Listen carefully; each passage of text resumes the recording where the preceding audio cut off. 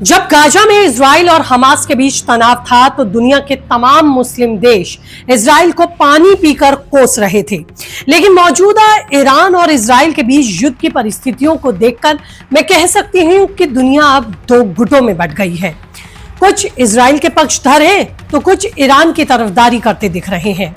लेकिन अब Iran Israel के बीच मिसाइल हमले मिडिल ईस्ट में एक बड़ा संकट बन गए हैं।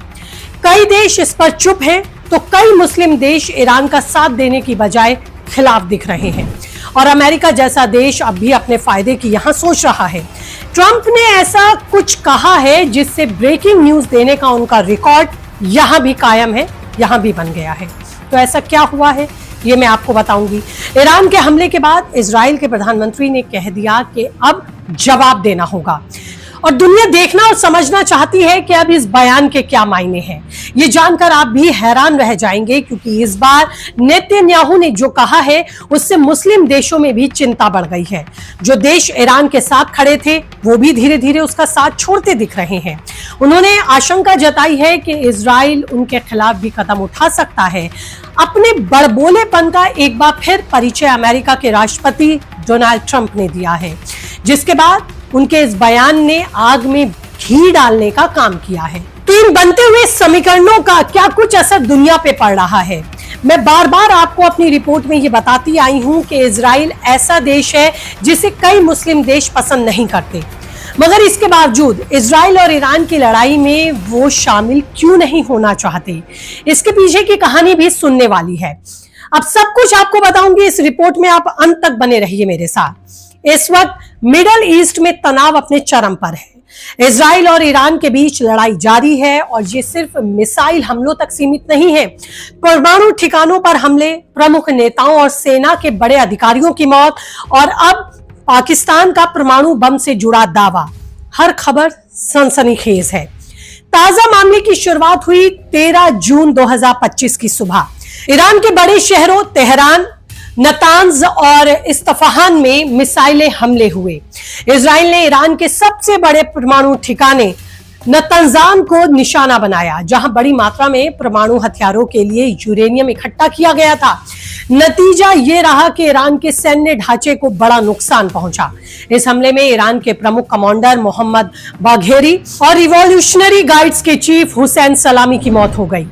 वैसे तो ईरान और इजराइल के बीच लंबे समय से तनाव चल रहा है, लेकिन बीते कुछ दिनों में इसे चरम पर इसे देखा जा रहा है। अब दोनों देश खुलकर आमने सामने हैं। बात 2024 से शुरू हुई थी।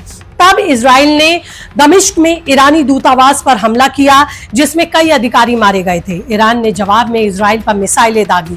फिर जुलाई में तेहरान में हमास लीडर इस्माइल हानिया की हत्या ने तनाव को और बढ़ा दिया। लेकिन असली हलचल 12 जून 2025 को मची, जब इंटरनेशनल एटॉमिक एनर्जी एजेंसी ने कहा कि ईरान ने परमाणु समझौते का उल्लंघन किया और 409 किलो हाई ग्रेड यूरेनियम जमा किया, जो 15 परमाणु बम बना सकता है। इजराइल ने इसे अपने लिए एक बड़ा खतरा माना और हमला शुरू कर दिया। ईरान की सैन्य सुविधाओं और हथियारों के गोदामों को ही निशाना नहीं बनाया गया, बल्कि सैन्य हेडक्वार्टर्स को भी इसमें निशाना बनाया गया। ईरान को काफी नुकसान पहुंचा। इसके जवाब में ईरान ने 13 जून की रात को ऑपरेशन सीवियर पनिशमेंट शुरू कर दिया और इससे इजराइल पर 250 से ज्यादा बैलिस्टिक मिसाइलें दागी गईं।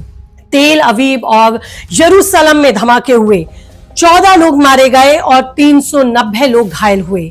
इसके बाद इजराइल के प्रधानमंत्री ने साफ कहा कि इजराइल अब पीछे नहीं हटेगा और जो भी देश रास्ते में आएगा उसे जवाब मिलेगा।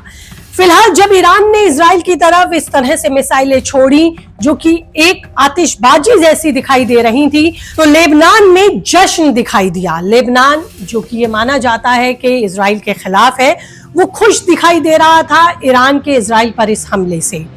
फिलहाल तमाम ऐसे देश हैं जो अब दो गुटों में बंटते दिखाई दे रहे हैं, कुछ ईरान और कुछ इजराइल के साथ हैं। लेकिन इस बीच अमेरिका, ट्रंप अपनी किस तरह से राजनीति साध रहे हैं और किस तरह से एक बार फिर ट्रंप दिखाई दे रहे हैं जिस रोल में वो नजर आए थे भारत पाकिस्तान सीज फायर के दौरान।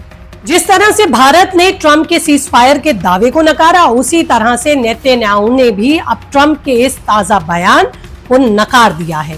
ये ताजा ट्रंप का बयान है क्या उनका दावा है जिसके बाद आग में घी डालने का काम ट्रंप के इस दावे ने किया। नेतन्याहू के बयान के बाद सऊदी अरब, यूएई और जॉर्डन ने इजराइल के हमले की निंदा तक नहीं की, जो ईरान के लिए बड़ा झटका है। दरअसल सऊदी और यूएई ईरान के शिया सुन्नी वर्चस्व की लड़ाई से परेशान हैं। वे नहीं चाहते कि ईरान परमाणु ताकत बनकर उनके ऊपर हावी हो। 2023 में सऊदी ईरान डील के बावजूद सऊदी ने चुपके से इजराइल का समर्थन किया। सऊदी को लगता है कि ईरान का कमजोर होना उसके लिए फायदेमंद है और यही वजह है कि सऊदी अरब ने रणनीति अपनाई और ईरान अकेला पड़ गया। ये भी माना जा रहा है कि सऊदी अरब अमेरिका के खिलाफ जाना नहीं चाहता। फिलहाल अमेरिका अभी भी चुपके तौर पर इजराइल के साथ ही दिखाई दे रहा है। हालांकि पाकिस्तान ने शुरू में ईरान का खुलकर साथ नहीं दिया था।